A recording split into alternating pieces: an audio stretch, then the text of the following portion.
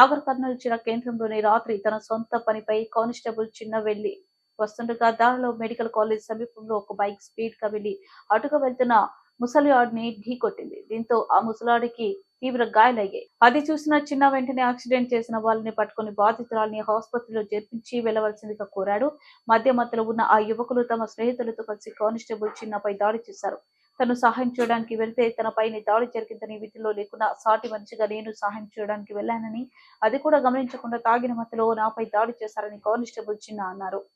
నా పేరు చిన్న. ఇక్కడనే నాగర్ కర్నూలు కానిస్టేబుల్లో పనిచేస్తున్నా సార్. నిన్న నాకు రెస్ట్ ఉండే నేను విలేజ్కి వెళ్ళాను సార్. విలేజ్కి ఈవినింగ్ వస్తుంటే నేను మా తమ్ముడు ఎలక్ట్రికల్ స్కూటీ మీద వస్తుంటాం సార్. మన నల్లవాగు దాటినాక మెడికల్ కాలేజ్ దగ్గర అక్కడ దగ్గరికి రాగానే ఒక అతను పాలెం వ్యక్తి సార్ వచ్చి ఒక ముసలామెకి తాకిచ్చిండు. మా కళ్ళ ముందరనే తాకిచ్చిండు. ఆమెను కూర్చోబెట్టినాం.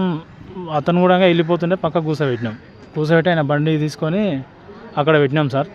పెట్టే లోపలనే వాళ్ళకి ఫోన్ చేసిన వాళ్ళకి ఫోన్ చేసి పిలిపించుకొని ఆ బండి తాళం చేయి నా దగ్గర ఉంటే తెప్పించుకొని బండి తాళం చేయి తీసుకొని వెళ్ళిపోతున్నాయి. ఆల్రెడీ కింద పడిన వ్యక్తే వెళ్ళిపోతుండే. అతను దొరకబట్టాం సార్. దొరకబట్టి లాపే లోపలనే వాళ్ళ ఊరోళ్ళు సార్ ఒక 5-6 మంది నా మీద అటాక్ చేశారు. ఆ ముసలామెకు ఆల్రెడీ చెయ్యి ఇరిగింది, కాలు ఇరిగిపోయింది, దెబ్బ కూడా హెడ్ ఇంజరీ ఉన్నాయి సార్ ఆమెకు. ఈ చూయించి మీరు వెళ్ళిపోతారంటే వాళ్ళు వినకుండా నా మీద దాడి చేశారు సార్. నిన్న 7:30-8 గంటల్లో ఆ టైంలో సార్.